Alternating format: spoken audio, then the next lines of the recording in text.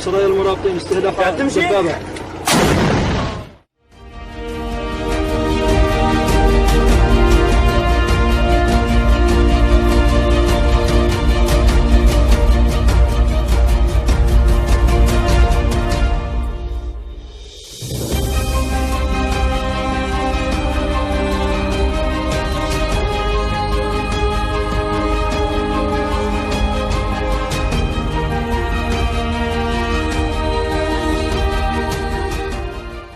Says, oh, well, why didn't that person just leave? They must, somehow like secretly this treatment. But the truth is, abuse is a cycle. It was like living with a ticking bomb, says this survivor of domestic violence, who did not want her name used for safety reasons. I finally reached the point where I felt that if I did not leave the marriage, that I would be dead within a year, either because he would have killed me, I might have committed suicide, or the stress of living in the situation was so severe that I would get cancer or something like that. But that was before the pandemic. Her full-time job in an office and the ability to have face-to-face contact with friends and relatives helped her get out of danger.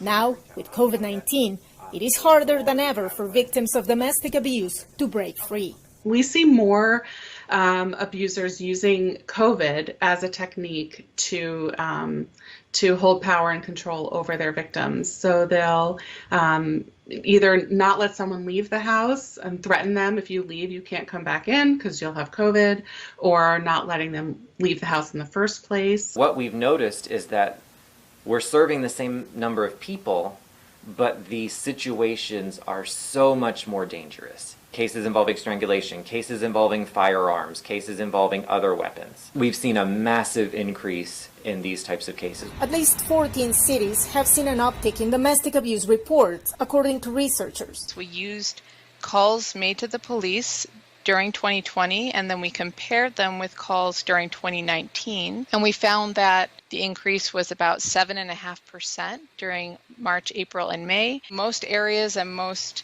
racial groups and income groups had similar effect sizes, and we found evidence of large increases for new households. What worries prosecutors even more is that victims, especially minors, can't seek help. Children who may have been able to go to school and perhaps report what's happening in their home are now doing remote learning.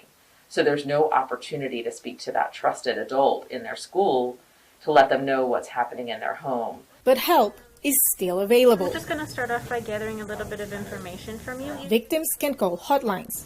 They can seek protective orders from authorities. And therapists at groups like Doorways are available online. We work on creating a safety plan to identify triggers, to identify unsafe locations, whether that be, if they see that their partner is becoming escalated, moving out of the kitchen, because that's where weapons can be. The survivor says healing is possible, but it takes courage and patience to break out of an abusive cycle.